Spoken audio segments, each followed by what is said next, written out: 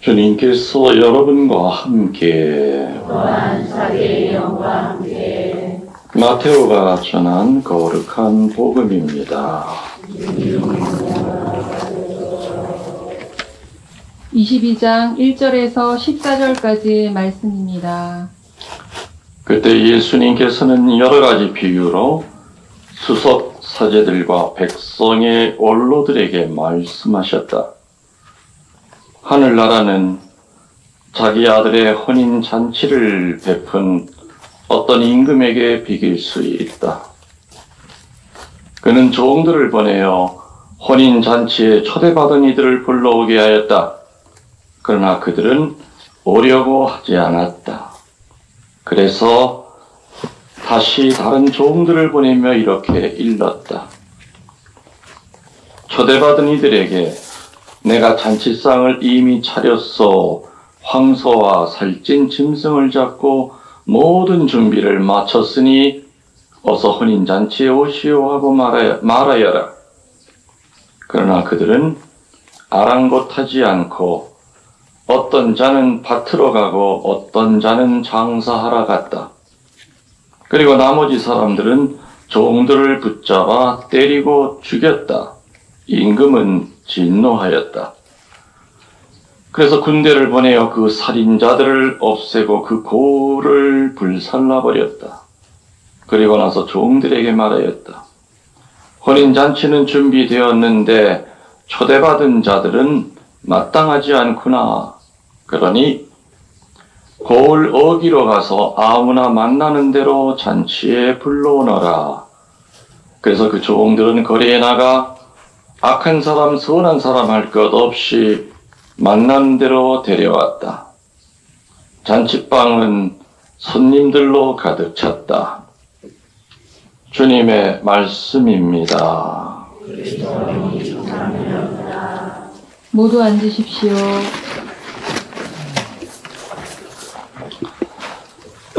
전미수님, 주님의 이름으로 평화를 빕니다. 오늘 여러분들은 10월 3일 이곳을 축성한 이후에 첫 번째로 미사를 드리시는 분들입니다. 축성미사 이후에.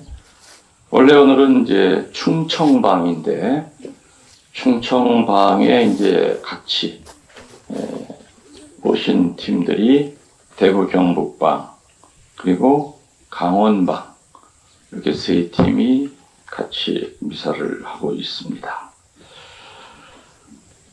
지난 10월 3일에 축성식 날 90이 넘은 제 모친이 이 자리에 참석을 하셨었어요.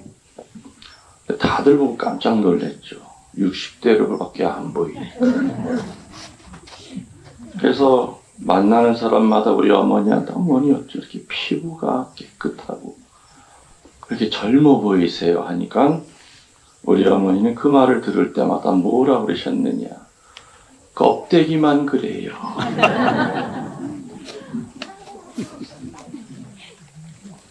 저한테도 많은 교우들이 신부님은 20년 전이나 지금이나 오히려 은퇴하신 다음에 더 젊어지신 것 같습니다. 그런 얘기 할 때마다 나도 우리 엄마처럼 껍데기만 그래요.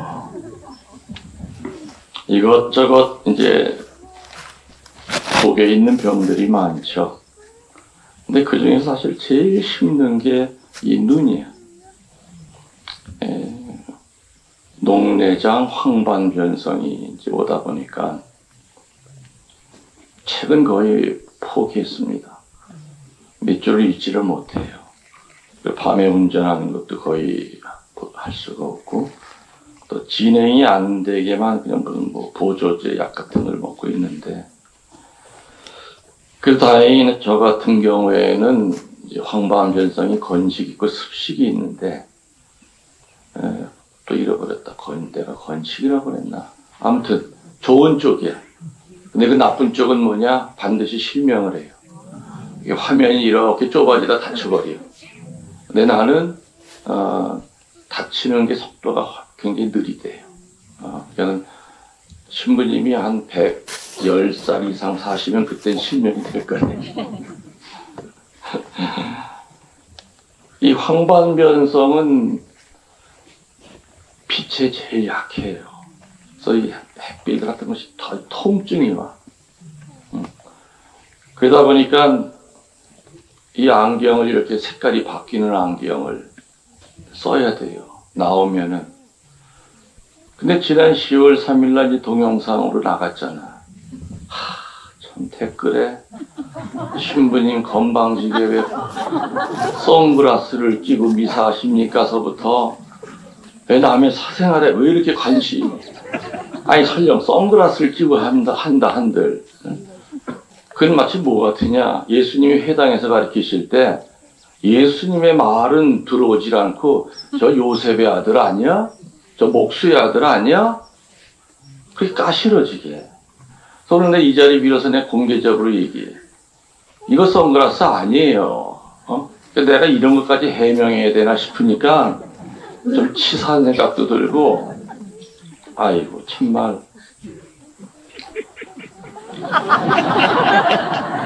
오죽하면 내가 요즘 이런 안경들 많아요. 밖에 집 안에 들어가면 하얘지고. 나는 이건 병 때문에, 눈병 때문에 이 안경을 의사가 쓰라고 쓴 거예요. 근데 그걸 이해를 하지를 않고 참 사람 못됐다. 그 댓글 보면서 신부님의 선글라스 시커먼 걸 쓰고 하십니까?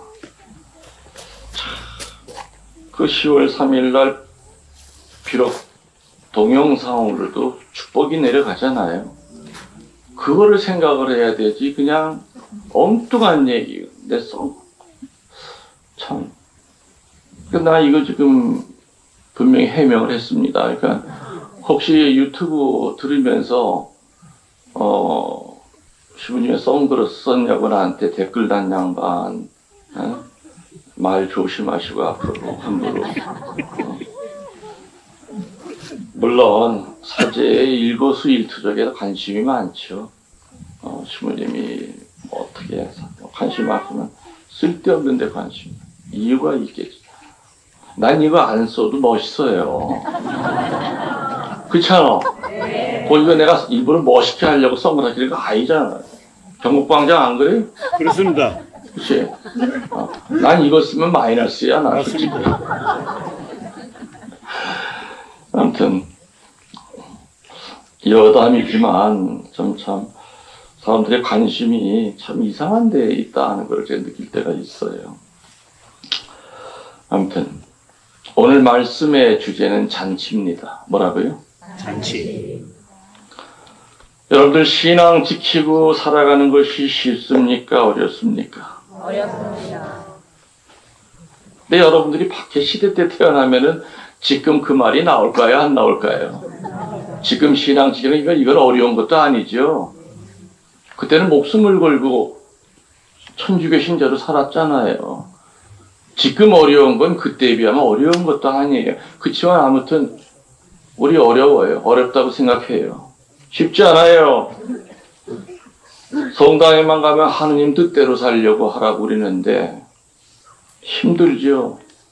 또 하느님의 뜻대로 살려고 하니 억울할 때도 너무 많아. 그냥 성질대로 해버리고 싶을 때도 많은데 천주교 신자 때문에 참아야 될 때도 많고 속상하고 약오르고 서럽고 천주교를 포기하고 신앙을 포기하고 싶을 때도 있어요.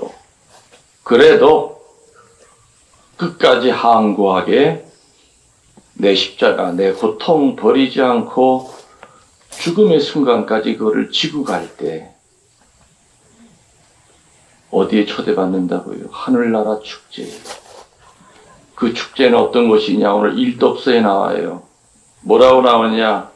그렇게 해서 올라온 사람들, 하느님의 뜻대로 살다가 힘이 들지만 끝까지 내가 하느님 배반하지 않아 이런 마음을 가지고 살다 올라온 사람한테 일독서에 보면 뭐라고 나옵니까? 하느님께서 연한 살코기에 맑은 술을 준비해서 그들을 부르실 것이다. 그 잔치상에서 이 세상 살면서 흘렸던 그 눈물을 닦아주실 것이고 어두웠던 너울을 걷어주실 것이고 억울함을 풀어주실 것이다.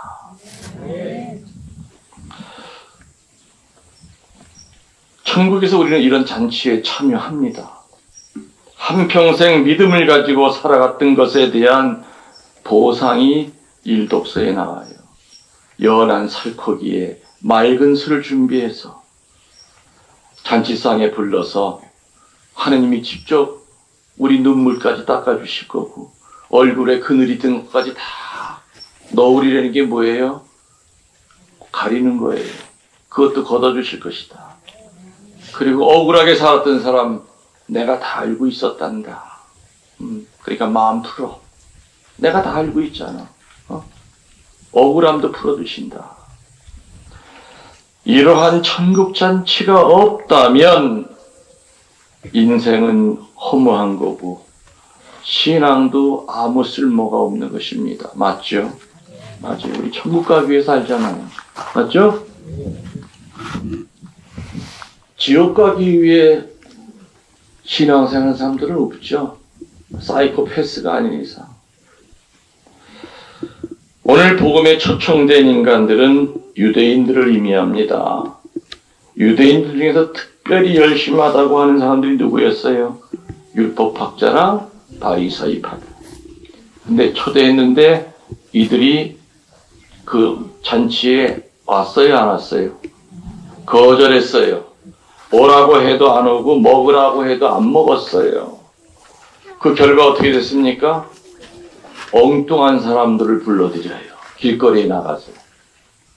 하늘나라에는 절대 들어갈 수 없다고 생각이 됐던 죄인들, 이방인들, 길거리의 여인들, 세리들을 불러들여요. 그래서 바리새이와 율법학자들, 유대인들을 초대했지만은 그들은 응하지 않았죠. 다른 이들이 들어오기 시작해요. 아주 돈 많은 부자 영감님이 사셨대요. 아버지가 부자니까 자식 며느리가 얼마나 잘했을까요? 무엇 때문에? 돈 때문에. 그래서 이 아버지가 어느 날 의심이 들기 시작하더래요. 내가 과연 돈이 없어도 이놈들이 나한테 이렇게 일주일에 한 번씩 앞을 다투어서 찾아오고 그럴까? 그래가지고 소문을 어떻게 냈냐? 망했다고 소문을 냈어. 쫄딱 망했다고 소문을 내고 난 다음에 생일날 자녀들을 불렀어요. 그랬더니 오늘 복음에 나오는 것처럼 다 바쁘다고 안 왔어. 아, 니놈들 예비가 이제 망했다고 하니까 한마디로 돈이 바닥난 것을 알고 자식들은 전화 한 통을 걸지 않았다 이 얘기입니다. 그래서 그 영감님은 그 많은 돈을 자식들한테 1원 한 푼도 안 주고 사회단체에 다 기증하고 죽었대요. 죽었대요. 오늘 이 잔치의 성격은 몇 가지 특징이 있어요. 첫 번째, 기쁨이 넘치는 초대받은 잔치예요. 오늘 여러분들 글쎄 모르겠어요. 뭐 마지못해 끌려온 사람이 여기 몇 명이 되는지 모르지만 얼굴 보면 써 있어요. 부인이 가자고 그래가지고 오기 싫은 거 억지로 와가지고 시계만 보고 앉아 있는 사람. 아따 저 신부 강don 더럽게 길게 하냐면서. 하느님이 여러분들 초대하셨죠. 이 초대는 제일 첫 번째 기쁨의 초대예요. 기쁨의 초대. 오늘 미사 여러분들 기쁘게 오셨죠? 청와대에서 초청받았다고 생각해 봅시다. 그럼 그 전날 잠 올까요? 안 올까요? 안 오죠. 구두도 몇 번 닦고 옷도 이것저것 수십 번 갈아입어보고 양복도 새로 맞추고 아 청와대에 내가 대통령이 불러서 간다는데 잠 못 잘 거예요. 근데 여러분들 주일미사 가기 전날 잠 못 주무시는 분 있어요? 아마 어제는 있었을 것 같아요. 그죠? 네. 유튜브로만 보던 신부님 오늘에 드디어 보는구나. 유튜브로만 듣던 신부님이 고생해서 만든 이 치유의 정원을 오늘 드디어 가는구나. 저 다락방에서 할 때는 예약자가 밀려 있다 보니까 1년이 돼야 저 다락방에 미사를 하러 올 수밖에 없었어요. 30명씩 끊으니까. 근데 이제 그건 해제가 됐어. 아무튼 눈 올 때까지는 여기서 미사하기 때문에. 그죠? 우리는 분명히 미사 때 하느님 만나러 옵니다. 그분이 초대하셔서 오는 겁니다. 그렇기 때문에 발걸음은 기쁘고 무거워야 돼요? 가벼워야 돼요? 가벼워야 되죠. 그리고 행복해야 돼요? 오는 길이 불행을 느끼고 와야 돼요? 이거 아는 건 나보다 다 선생님. 그런데 하느님이 초대는 하시지만 이런저런 핑계대고 오지 않았던 적 우리 있었죠, 솔직히. 그죠? 가기 싫어서. 화나서. 오더라도 억지로 끌려오는 그런 마음의 주일 미사는 하느님의 마음을 아프게 합니다. 통계에 의하면은 많은 사람들이 주일 미사를 왜 오냐고 물었을 때 많은 사람들이 뭐라고 그랬냐? 고해성사 보기 귀찮아서 온다고 그랬대요. 고해성사 보기가 귀찮아서 온다. 과연 그런 마음을 가지고 미사의 은혜를 받고 돌아갈 수가 있을까? 청와대 가고 대통령 많은 것과 비교가 안 되는 초대인데 어떻게 그런 마음을 갖고 올 수 있을까? 여러분은 분명히 기쁘게 행복하게 살라고 오늘 이 자리에 초대받았습니다. 아멘. 네. 그래서 우리는 늘 미사 후에 뭐라 그래요? 저는 항상 뭐라 그래야 기쁘게 살자고 그러잖아요. 그리고 일반 신부님들은 뭐라 그래요? 평화를 가서 복음을 뭐 몇 가지 있어요. 복음을 전합시다. 결국에는 뭐야? 기쁨을 전합시다가 그게 속 내면이야. 난 그래서 껍데기 벗겨버리고 그냥 알맹이를 나는 미사가 끝났으니 가서 기쁘게 삽시다. 오늘 받은 은혜 내가 기뻐야 전할 수 있고, 그죠? 기뻐야 복음을 선포할 수 있잖아요. 그런데 왜 기쁘게 못 살까?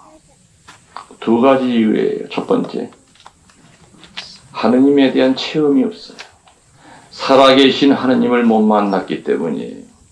그 살아계신 하느님은 어디를 통해서 당신이 살아있다는 걸 우리에게 알려주신 첫 번째, 말씀을 통해서 나는 죽은 하느님이 아니라 활자화된 인쇄된 하느님이 아니라 살아있는 너의 하느님이라는 것을 말씀을 통해서 알려주세요.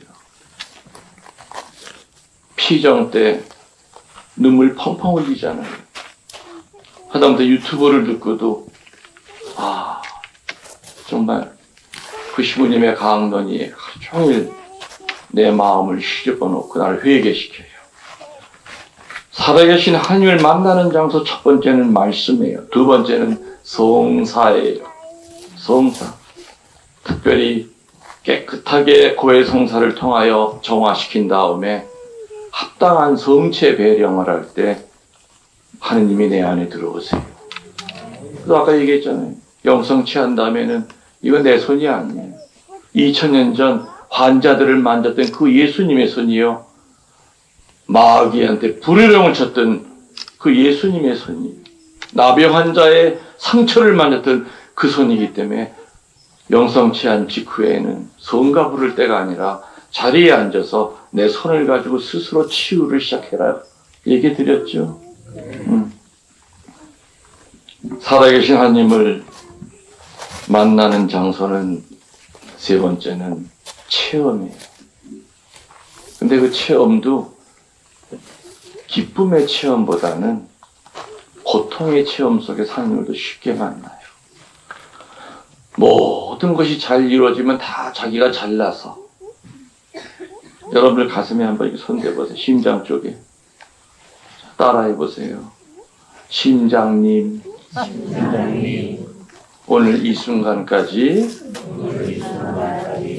저를 살려주셔서 감사합니다. 저를 살려주셔서 감사합니다. 바로 내리라고. 여러분들이 수세되는 그 순간부터 여러분을 살리기 위해서 이 속에서 팔딱팔딱거리면서 피를 보내고 뛰었죠. 근데 우리 살아가면서 내 심장한테 정말 눈물나게 감사해 본 적 몇 번이나 돼요. 없어요, 거의. 고통스러운 체험이 올 때, 몸이 아픈 체험이 올 때, 내가 몸이 건강했다고 하는 거가, 그때 내가 왜 감사하지 않고 살았을까? 후회하게 되죠. 꽃동네 입구에 가면은 큰 돌에 뭐라고 새겨져 있어요. 얻어먹을 수 있는 힘만 있어도 주님의 은총입니다. 근데 그 표현 가지고는 부족해.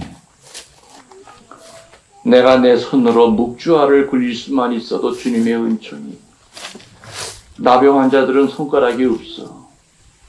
팔꿈치에다가 고무줄 묶어서 나무떼기 하나 끼고 묵주 바닥에다 펼치고 하나하나 짚어가.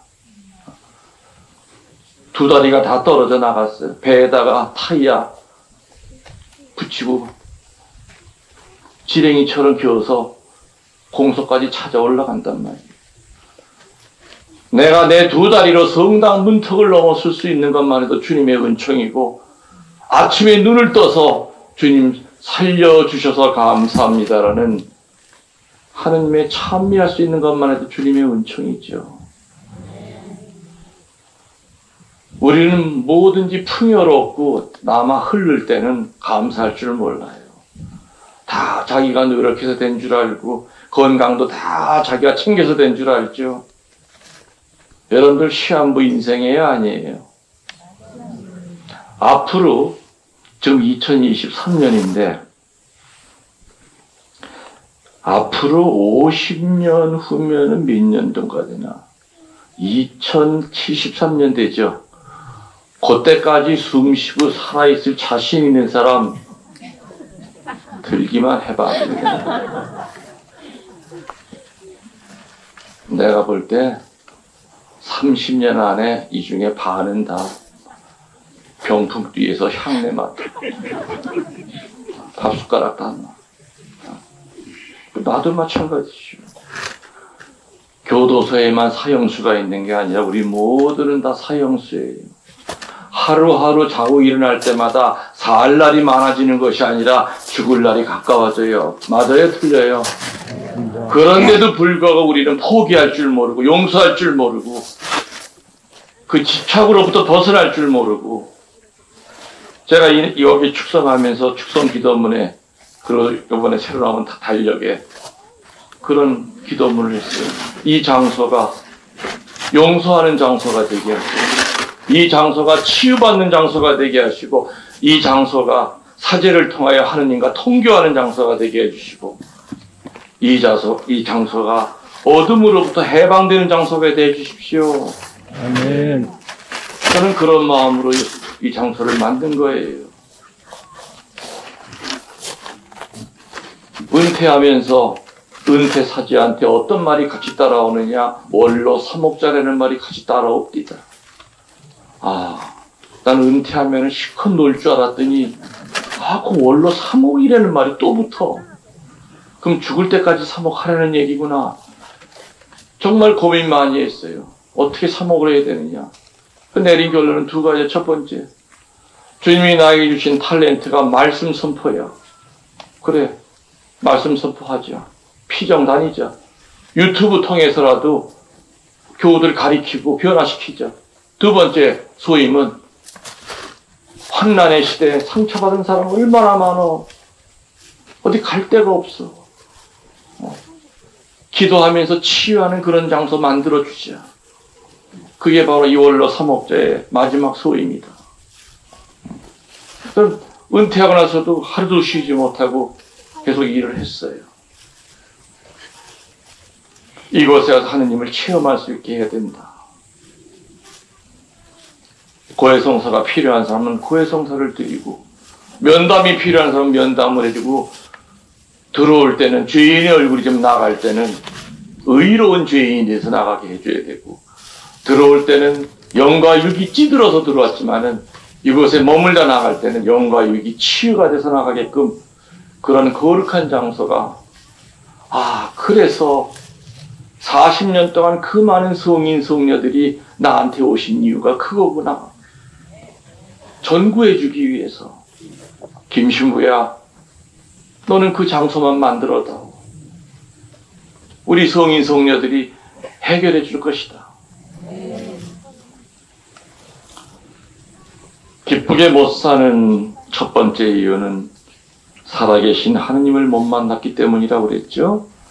살아계신 하느님은 어디서 만난다고? 첫 번째 말씀을 통해서, 두 번째 성사를 통해서, 세 번째 체험을 통해서. 기쁘게 못 사는 두 번째 이유는 뭐냐? 부서지지 못했기 때문에 기뻐지질 않아요. 깨지지 못하기 때문에 그래요. 포기하지 못하기 때문에 그래요. 싶으면 저 억울해요. 너무 사는 거 너무 억울해요. 예수님은 어떤 취급당하고 사시는 줄 아시죠? 예수님은 죄인 취급당했어요. 또 예수님만큼 배반을 처절하게 당한 분은 어디 계셔? 또 예수님은 받아들일 필요도 없는 오해를 받아들이고 사셨어요. 손가락질 얼마나 당하셨어요. 예수님은 하느님이셨지만은 받을 필요 없는 고통까지 받으셨잖아요. 내가 믿는 하느님이 그렇게 사셨다면 내가 살면서 죄인 취급당한다고 해도 억울해할 필요 없어. 왜? 원래부터 죄인이니까. 그분은 죄인도 아닌데 죄인 취급당했지만 나는 죄인인데 당연히 누가 나 죄인 취급해도 그래, 나 죄인이야. 얼굴도 못 들은 죄인이야. 억울해할 필요가 없죠. 우리 살면서 알게 모르게 마음적으로도 그렇고 배반하면서 산 적 얼마나 많아요. 하느님도 배반하고 누가 나를 배반하더라도 길길이 날릴 필요 없어요. 나를 배반한 저 사람의 모습이 내 모습일 수도 있다는 얘기예요. 나도 얼마든지 저 인간보다 더 모질게 다른 사람 상처 줄 수도 있다는 얘기예요. 예수님은 오해 받아들이셨어요. 예수님 고통 받아들이셨죠. 그래서 기쁘게 못 사는 이유는 크게 두 가지. 살아계신 하나님 체험 못했기 때문에, 두 번째는 부서지지 못했기 때문에. 그러니까 내가 한평생 피정하면서 크리스찬 영성은 세 가지라고 그랬죠. 기억하세요. 바보의 영성, 또 걸레의 영성, 세 번째 연탄불의 영성. 이 세 가지만 붙들고 살면 우리 천국 간다고 그랬어요. 그죠? 그걸 못하기 때문에, 포기하지 못하기 때문에, 포기하는 것만큼 기적이 일어나요. 기쁨의 기적을 원하면은 욕심의 한 조각을 포기해야 되죠. 마지막 한 조각까지 내놔야 돼요. 그럼 그때부터 기쁨의 기적이 일어나요. 몸 안에 있는 암이 치유되길 원한다면 암까지도 여러분의 몸의 일부로 인정하고 받아들이세요. 그럼 암이 떠나요. 네. 치유가 돼요.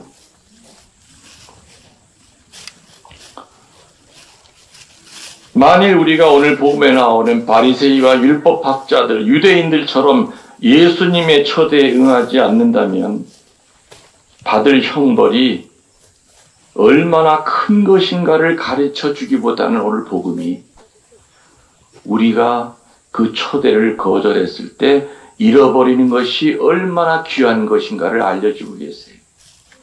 그래서 오늘 복음은 초대에 응하지 않는 사람들 벌 주겠다는 뜻이 아니야. 너희들이 내 초대에 응하지 않을 때 얼마나 귀중한 것을 잃어버리는지를 깨닫길 바란다. 그 의미죠. 그 의미. 유대인들 대신에 길거리에 있는 사람들이 대신 초대받았지만 오늘 복음에 보면은 그 중에 예복을 입지 않은 사람이 있었어요. 그렇죠?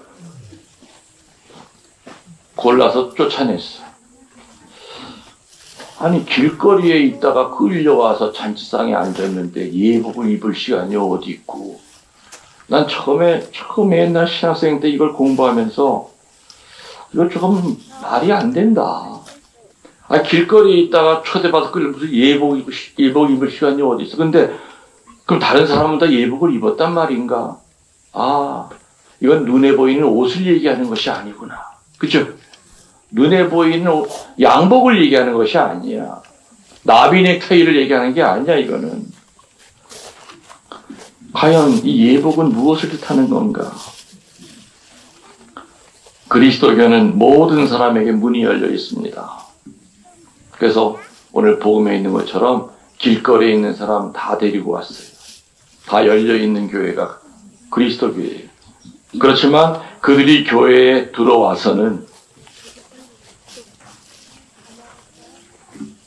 은혜를 받은 것에 막갖는 모습을 가지고 살아야 된다는 그 뜻일 겁니다. 은혜는, 다른 말로 은총은 선물인 동시에 책임도 따르는 귀중한 보물입니다. 은혜 많이 받았다고 하는 것은 받는 걸로 끝나는 것이 아니라 그만큼 은혜 받은 것만큼 내 책임이 있다는 그 뜻이지요. 초대받은 것만큼 거기에 따르는 책임도 있다는 것이 바로 이 영적인 예복을 의미하는 거죠. 다시 말하면 예수님을 만난 후에는 절대로 전과 같은 생활을 해서는 안 됩니다.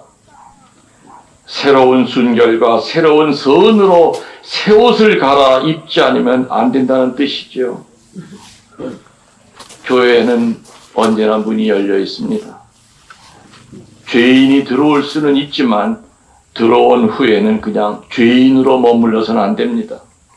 교회에 들어와서는 거룩한 신자가 되어야 됩니다. 아멘.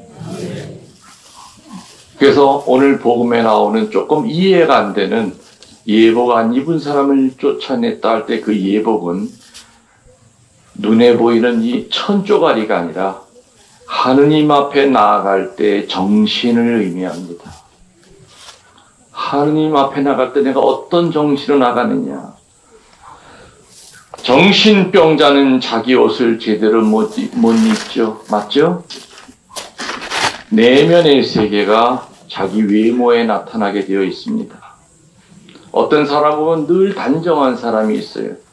어떤 사람은 늘 풀어헤치고 사는 사람이 있어요. 겉을 보면 속을 알 수가 있습니다. 예복은 뭐라고요? 하느님 앞에 나아갈 때 정신을 의미한다고 했어요. 여러분들 본당에서 평일 미사든 주일 미사든지 간에 하느님 앞에 나아갈 때 미사하러 나가기 전에 미리 그날 독서와 복음을 읽고 나가십니까? 훌륭하십니다. 또 주일날 헌금할 돈 정성껏 준비하고 헌금하십니까? 8사람밖에 없네.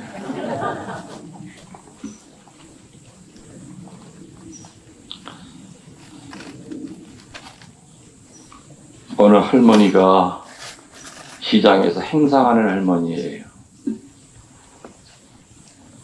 그 할머니는 일요일 되기 전에 토요일 날 당신이 가지고 있는 화폐 가운데서 제일 깨끗한 돈을 골라서 정성껏 대리미질을 해요. 내가 있던 본당에 그런 할머니가 있었어. 얼마나 위에 천을 대고 자기 옷 때리듯이 깨끗하게 빳빳하게 해가지고 항상 깨끗한 봉투에다가 그게 가난한 과부의 헌금이야. 과부의 헌금. 신약과 구약에 흐르는 하느님께 올바로 바쳐지는 제물이 되려면 조건이 3가지가 있다고 제가 참 많이 얘기했어요. 첫 번째, 바치는 제물이 살아있어야 된다. 구약의 제사장들은 죽은 비둘기 안 받았어요. 신약에서 살아있는 제물이라는 건 뭘 뜻합니까? 깨어있는 거. 미사 시간 1시간 앉아 있어도 몸뚱아리는 여기 있고 얼굴은 이쪽을 바라보고 이쪽 머릿속은 오만 동네 다 돌아다니. 오늘 저녁 가다가 어느 식당에서 밥을 먹고 들어가요. 하마스 걔또 내일 날짜가 며칠 안 남은 것도. 의학용어로 뇌사라는 말이 있습니다. 어? 심장은 뛰는데 뇌는 딴 데가 있어요. 그건 죽은 미사예요. 죽은 묵주기도 있죠. 손가락에 잘 굴러 잘 돌아가. 한두 번 해본 거가 이거. 잘 돌아가. 근데 머릿속은 딴 데가 있어. 대개가 묵주기도 할 때 사도신경까지는 잘해.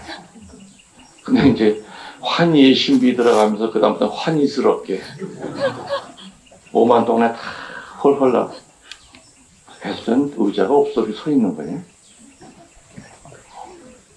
왜 이렇게 계속 서 있어? 왜 앉아 있어?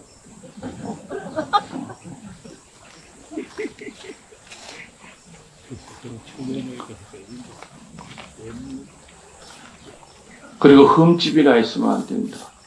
살아있어야 될 두 번째는 흠집이 난 재물은 구약과 신약에서 하느님은 안 받으신다. 흠집 났다니 이게 뭐예요?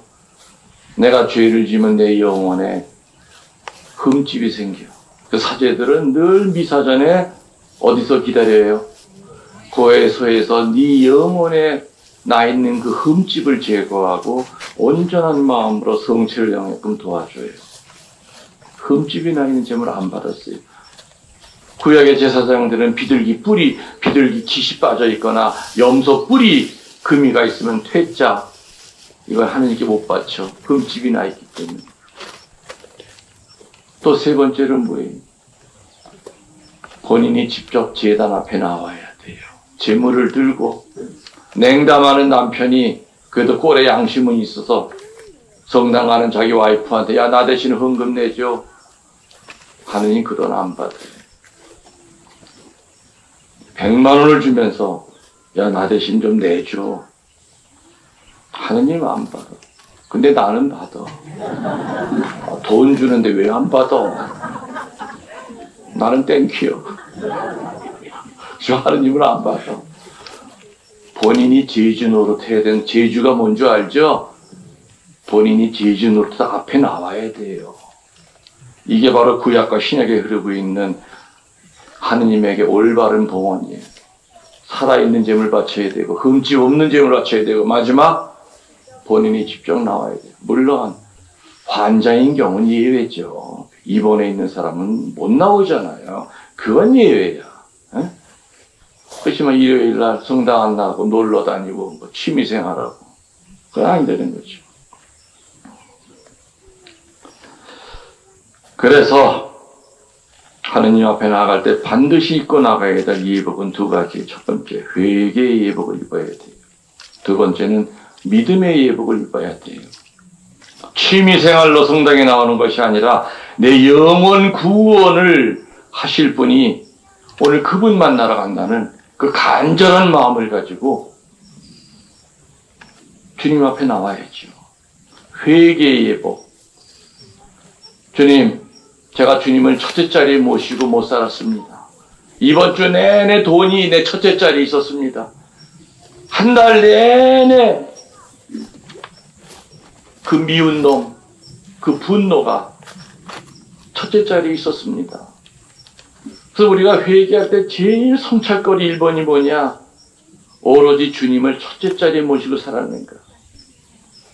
주님, 내가 요즘은 내 자식 새끼가 늘 첫째 자리입니다. 근데 그 자식한테 축복 주는 분은 누구예요? 축복 주실 분은 자식 밑으로 끌어내리고, 은총의 비는 위에서 밑으로 내지 땅에서 거꾸로 올라가는 비는 없어요. 하느님께서 당신 자리에, 첫째 자리에 딱 좌정하고 앉아 계실 때 그 밑에 모든 청원은 은총의 비를 맞아요. 하느님은 제껴놓고 머릿속에 돈, 첫째 자리, 내 아픈 몸뚱아리 어떻게 하면 나을까? 내 자식 새끼 어떻게 하면 잘 될까? 기복이 딴 게 기복이 아니에요. 하느님 밀어내고 그 자리에 버티고 있는 그게 우상숭배예요. 그래서 성사 볼 때 제일 중요한 성찰거리 1번이 그거요. 내가 주님 첫째 자리에 모시고 살아가고 있는 사람인가. 회개의 예복과 믿음의 예복은 하느님 앞에 나아갈 때 반드시 입고 나가야 될 예복이 있지요. 오늘 분명히 복음에서는 예복 안 입은 사람은 끄집어냈다고 나오죠. 이제 예복의 의미를 알아들으셨죠? 뜻인지? 우리는 하느님 앞에 전혀 준비 없이 나갈 때가 종종 있습니다. 그래서 정말 미사 갈 때는 제일 깨끗한 옷, 제일 정성껏 된 옷을 입고 나가야 돼요. 우리 하다못해 시장한테 상 받으러 갈 때도 대통령까지 안 가도 동네 이장한테 상 받으러 갈 때도 제일 좋은 옷 입잖아요. 깨끗한 옷. 하느님이 거기에 비합니까? 미사 가는 날이면 조금 일찍 나와서 기도하고 또 묵상하고 자기 반성을 하는 순간을 잠시라도 거친 후에 미사에 임한다면 이런 미사의 초대를 통해서 얼마나 큰 은혜가 내리겠는가. 시편 81장 10절의 말씀을 구체로 전합니다. 입을 벌려라. 내가 채워주리라. 아멘.